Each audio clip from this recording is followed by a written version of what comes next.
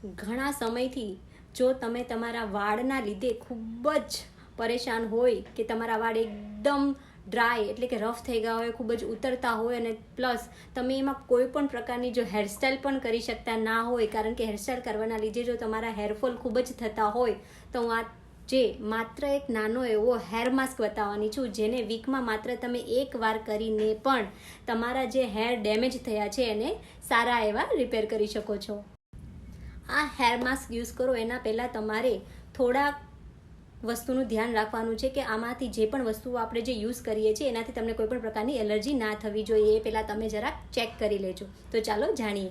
સૌથી પહેલાં તમારે 2 ચમચી જેટલી સૂકી મેથી ફેનોગ્રીક સીડ્સ આવે છે એને લઈ લેવાના છે, અને રાત્રે જો તમારી પાસે બકરીનું દૂધ અવેલેબલ હોય, ગોટ મિલ્ક, તો તમારે બની શકે ત્યાં સુધી એ જ લેવાનું છે. પણ જો બકરીનું દૂધ અવેલેબલ ના હોય તો તમે ગાયનું દૂધ હોય એ પણ લઈ શકો છો. આ 2 ચમચી જે મેથી લીધી છે અને ગાયના દૂધમાં બરાબર રાત્રે તમારે એને પલાળી દેવાનું છે.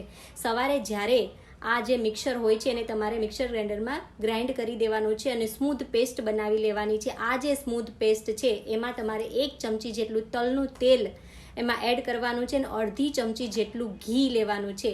આ હેર માસ્ક આપણે ડ્રાય રફ હેર માટે બનાવવાના છીએ, એટલે આ બધી જ વસ્તુઓ એવી લઈ રહ્યા છીએ કે જે તમારા ડ્રાય હેર છે, ડેમેજ હેર છે, એને આપણે રિપેર કરવાનું છે.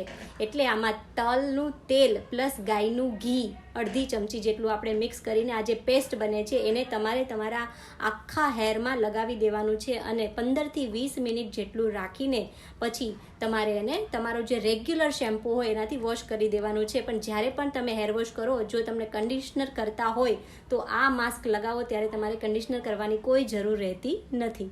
આવી જ રીતે તમારે જો આના હેર વધારે પ્રમાણમાં જો તમારા ડેમેજ હોય ને તમારે જો તેલ બનાવવું હોય તો એની પણ રેસીપી હું તમને આગળના વિડીયોમાં જણાવીશ.